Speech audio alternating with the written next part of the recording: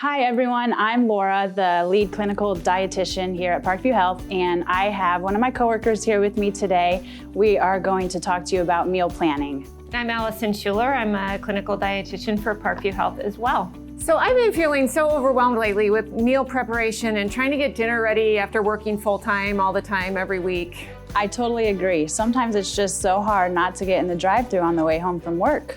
You're right, and luckily we live in a world now where there's so much information at our fingertips. It's as simple as getting on the internet and typing in meal planning for a family. And depending on what type of means you have to prepare your meals, whether it be a crock pot or Instapot or whatever you want to do, chances are you'll be able to find something that'll make you and your family pretty happy.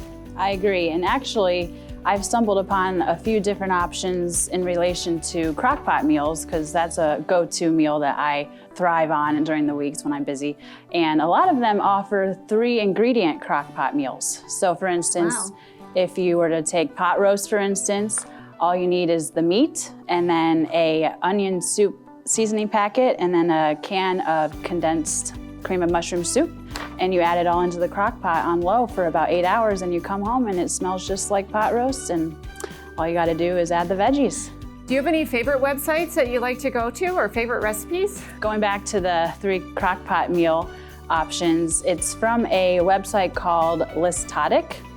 So I stumbled upon it on Pinterest and then it directed me to that website, but they have probably 10 to 15 different recipe options for that. So that's one that I really go to at least once or twice a week.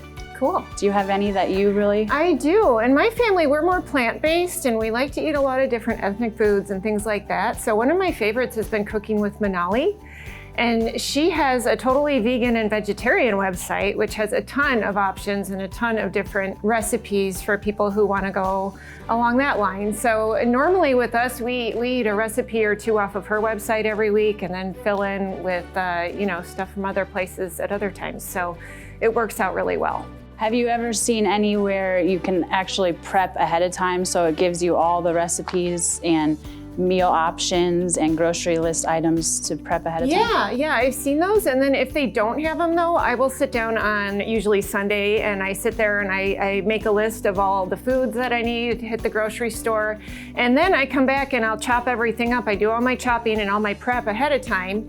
And I put it all in Ziploc containers and then stick it in the fridge and throw it all together that night. And it's really no big deal. Do you have a favorite meal that your family really goes to every week or so? We do have a favorite, and lately, every week we've been eating avocado toast. I don't know what it is, but it just opened a whole new arena for us because you can put whatever you want on it. Aside from the avocado, we think of all different toppings. We've put nuts, we put peppers, we put tomatoes, we put onions. Sometimes we sprinkle some cheese. So it's a great little easy, fast dinner. Have you ever added the everything bagel seasoning on top of it? No, but we can try that very soon. That's a good one to keep in your cupboard for extra things. Absolutely. Yeah. How about you? One of them that I like to throw together is kind of breakfast for dinner. It's just a simple quiche that I kind of switch it up every time. I don't really follow a recipe, but it's nice because a lot of times people have eggs in their fridge. Right. So all you really need is eggs, cheese, some milk, and I will sometimes try and throw in some frozen spinach. But overall, it's just kind of you quickly put it together, mix it, throw it in the oven for 30 minutes, and you can walk away. Good to go. Yeah. It seems like those types of things are always popular with the kids too. I know my kids love breakfast for dinner. For me, it's really helpful to have meal planning because I'm able to focus for 7 days a week and I write out on a menu board in my kitchen what we're gonna have for dinner. And I'm able to really just glance at it maybe the day before. If I know it's gonna be a crock pot meal, just have it ready to go for the next day. So I'm ready to just kind of put it in there, leave for the day.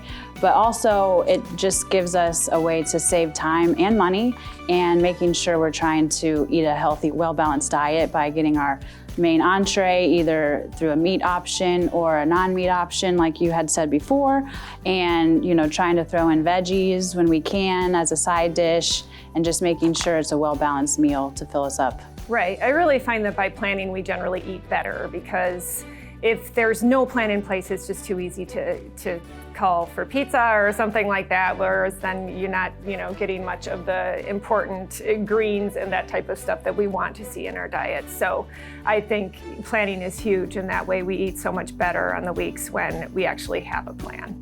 And I did want to mention one more thing. I did stumble across a website about a year or two ago. I was looking to help a patient with meal planning because sometimes they do specifically request that. I found a website called The Real Food RDs. So it's written by people like you and I. So if you sign up for it, they give you like a weekly email, and then it gives you several different meal planning items and options. And that's per your diet too, right? Right. So if you're gluten-free or something like that, it would send you gluten-free ideas, gluten-free menu ideas and stuff like that. Right. Which is really cool. Yeah, it was like a one-stop shop, and the person really enjoyed it because it gave them lots of options, and then they can go back to it and search for different options. So just highly recommend that too. Right. And the other thing is to remember, when you're finding recipes online, it's important to just kind of keep it in the back of your head that you may need to make some modifications and you may need to make them healthier, because let's face it, a lot of times taste and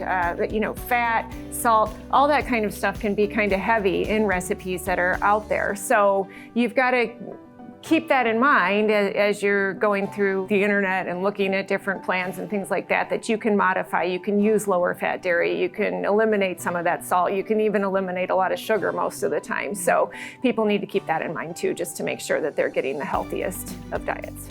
Well, Allison, thank you so much for joining me today. It was great to talk about this. I think it's a hot item right now, trying to get people back on track, especially, trying to choose healthy options and meal planning and saving money at the same time. So absolutely, I've really enjoyed it, and I've learned a couple of things from you today too. So great. We'll have to get together sometime and meal prep together on a Sunday afternoon. That would probably make it even more fun. Yes, please sign me up for that.